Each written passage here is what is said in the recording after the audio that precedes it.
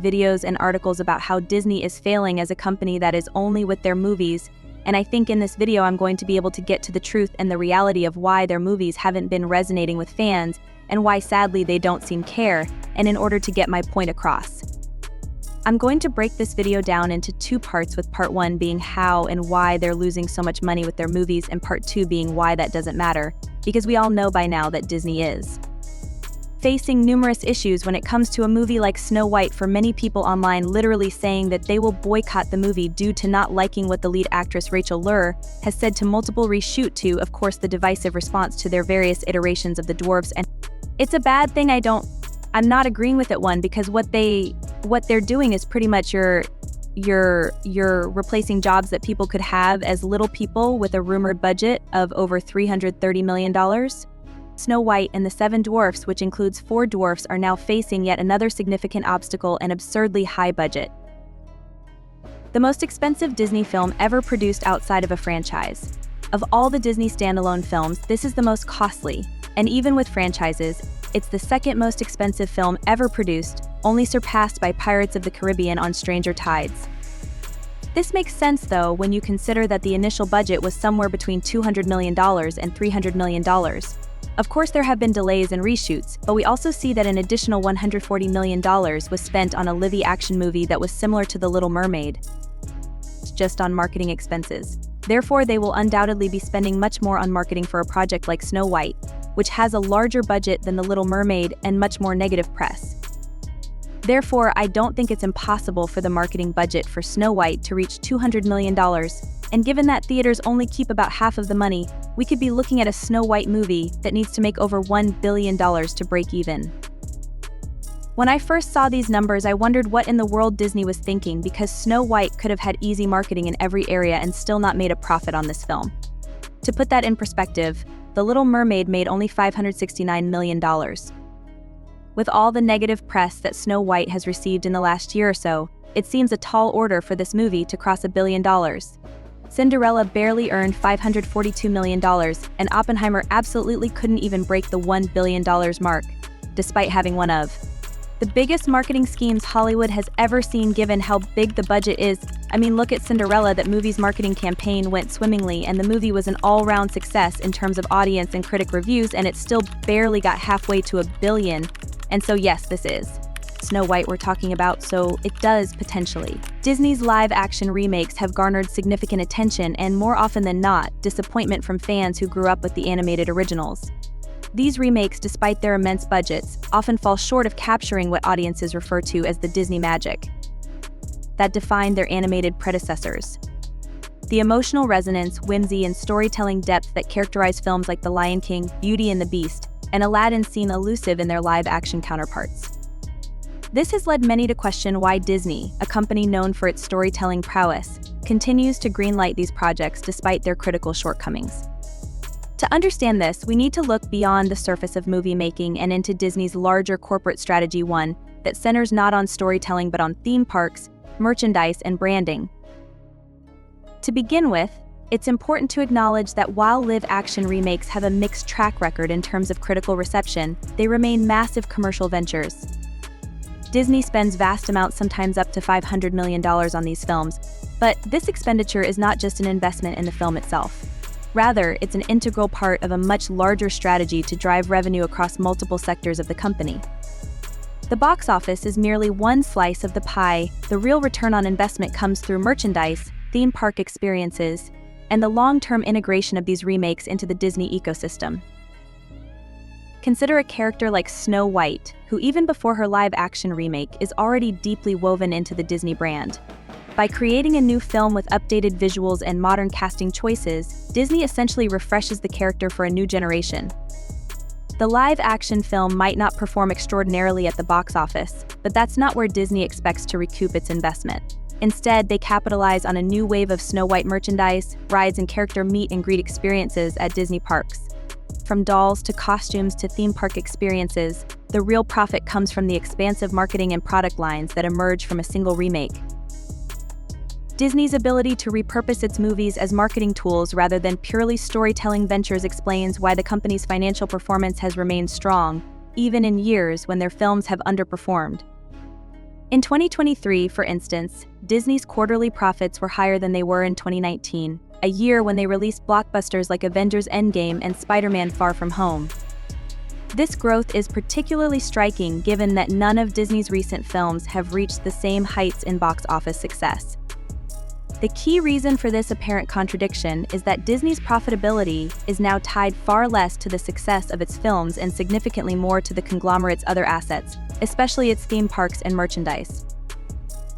So, while fewer people may be going to see the latest Disney films in theaters, they are still visiting Disneyland and Disney World in droves.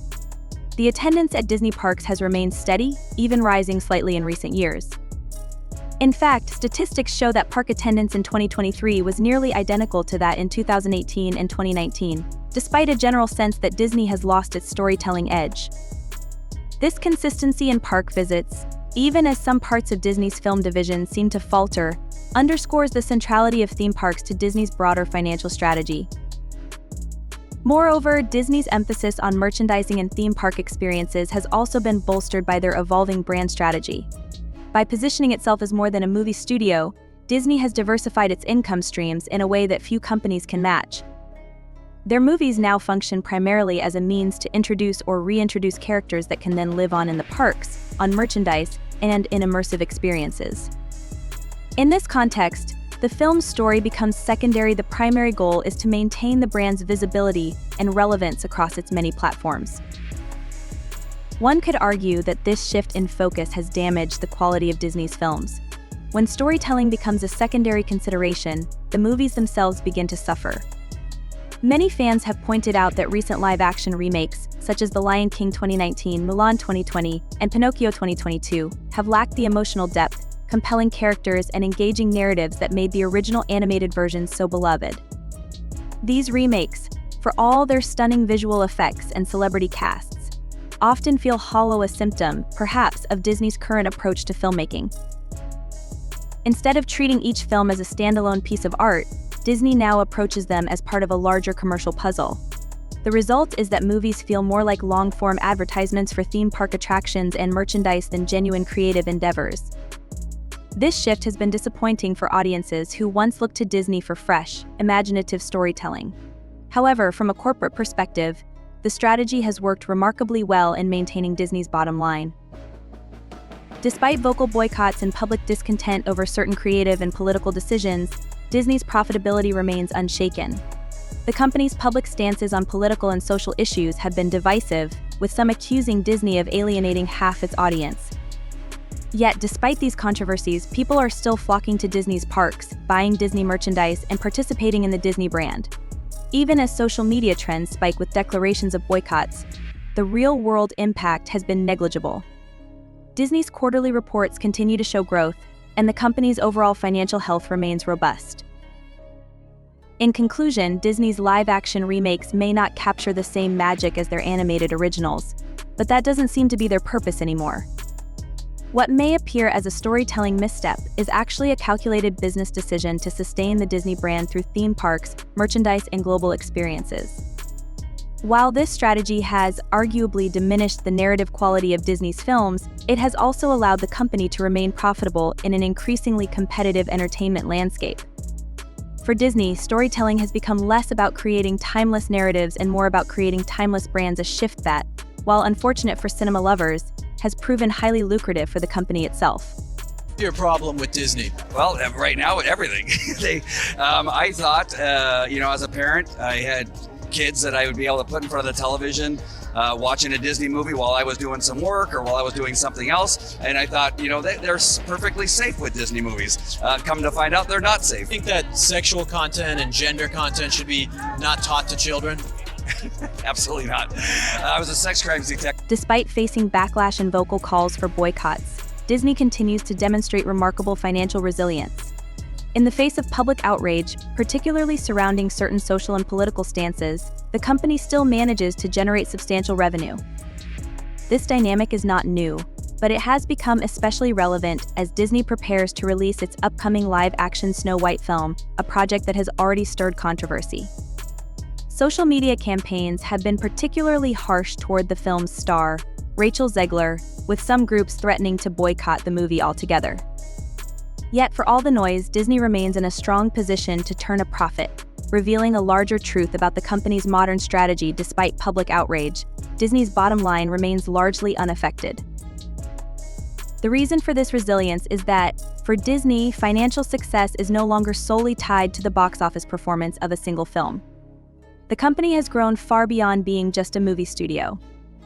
Its revenues are driven by a wide array of ventures, including theme parks, merchandise, and streaming services, all of which generate significant income.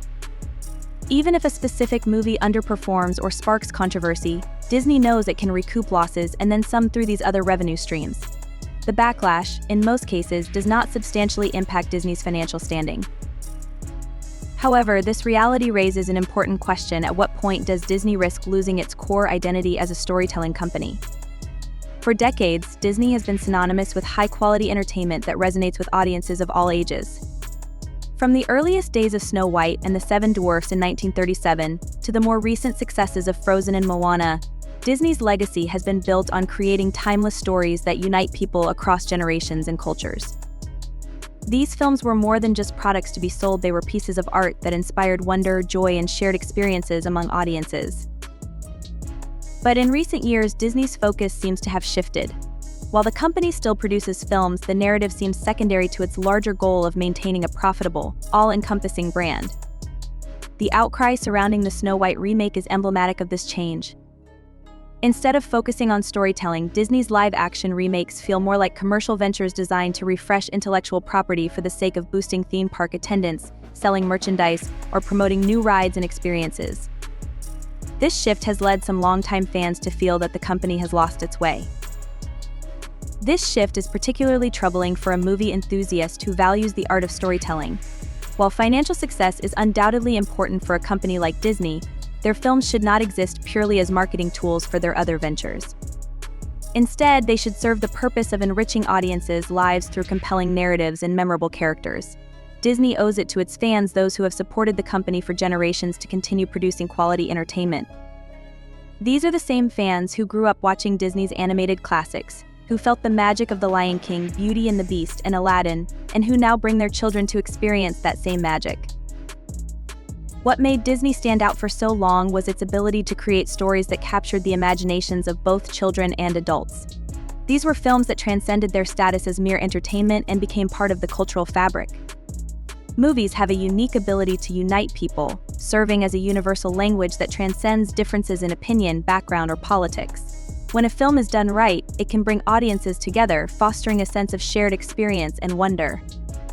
Disney used to represent this inclusivity, providing a communal experience where audiences could gather in theaters to enjoy captivating storytelling. Unfortunately, it feels like this spirit of inclusivity and shared wonder has been lost in recent years. Disney's focus on maximizing profits, while certainly effective from a business standpoint, has come at the expense of the very thing that made the company so beloved: its stories. The magic that once defined Disney films, the sense of joy, wonder, and emotional connection, seems to be fading. Films that once captured the imaginations of children and adults alike are now being replaced by corporate-driven remakes that lack the heart and soul of their animated counterparts. Instead of innovating and creating new stories, Disney seems more interested in repackaging old ones for modern audiences, often with mixed results. This is not to say that Disney is incapable of making outstanding films anymore. Movies like Frozen, Zootopia, and Moana are recent examples of Disney capturing that magic once again. But these films are becoming fewer and farther between. Meanwhile, live-action remakes have become a staple of the company's film slate, often overshadowing original projects. While these remakes may still generate profits through merchandising and theme park tie-ins, they do little to contribute to the company's legacy as a storytelling powerhouse. In conclusion, Disney's financial resilience is undeniable, but it should not come at the cost of its storytelling legacy. The company's success has always been rooted in its ability to tell stories that resonate with people from all walks of life. As Disney moves forward, it must remember that its core identity is not just as a brand or business, but as a storyteller. Fans continue to support Disney not just for its merchandise or theme park attractions, but because of the emotional connection they feel to its stories. If Disney wants to maintain that connection and continue to be relevant in the cultural landscape, it must prioritize storytelling once again. Only then can the company truly recapture the magic that made it so special in the first place. times replaced by a focus on catering to market trends and maximizing profits. In pursuing financial success, Disney seems to be neglecting the very principles that made it a beloved institution. The growing division among audiences over Disney's recent output reflects a deeper issue when a company like Disney, which has long been seen as a beacon of inclusive storytelling, starts creating information that divides its audience. It widens the gap in social and cultural norms. It's not just about financial success. Movies that used to bring people together now appear to be driving them apart. That's because Disney films, in particular, have historically stood for uniting people through shared experiences and universally relatable narratives. The current state of affairs leaves many fans and movie enthusiasts longing for a return to the Disney of old, a Disney that prioritized inclusivity and diversity. It's about the cultural impact when Disney produces content that alienates segments of its audience and unintentionally widens the gap between different groups. In this way, story magic and astonishment, the controversy surrounding Snow White, and the criticism directed against Rachel Zegler are just signs of a much serious problem. Disney has a special chance and duty to develop tales that can bridge barriers, which suggests that the company has to concentrate on its primary goal of creating stories that unify rather than divide. Encourage comprehension and bring back for viewers the delight that comes from a well-told tale. It's still possible for Disney to turn back to its origins. The hope is that they will pay attention to the sincere complaints of fans who care about the caliber and significance of Disney storytelling, rather than just criticizing for the sake of criticism. This is about more than just maintaining profit margins. It's about upholding the legacy of a business that has the ability to unite people and shape cultural narratives. Success is evident, but the true test of a person's legacy is found in the stories they tell and the changes they bring about in the world. It's not only about generating money, it's also about crafting tales that connect with people of all ages and backgrounds. The core of Disney's legacy has always been its ability to bring people together through storytelling to create a sense of wonder and joy that transcends individual differences. But recent controversies surrounding films like Snow White and Backlash from celebrities like Rachel Zegler highlight a growing concern that Disney is straying from its core mission of creating magical, inclusive stories in favor of occasionally maximizing profits at the expense of the very storytelling that made Disney a beloved institution. This shift in focus is concerning because movies have an extraordinary ability to unite people. They serve as a universal language capable of bridging gaps and fostering a shared experience among people of diverse backgrounds and opinions. Disney, which was formerly associated with this type of inclusive entertainment, appears to be in danger of losing its essence when a business recognized for its cohesive storylines starts to produce material that splits its viewership and unintentionally adds to the wider cultural divide in public discourse and online. Significant recent Disney initiatives point to a more serious problem. There is a sense of disconnect between the company's current trajectory and the values it was founded upon. Disney faces a clear challenge. Will they continue to put profit before storytelling, or will they see the enormous value in being a uniting rather than dividing organization? The decisions they make going forward will impact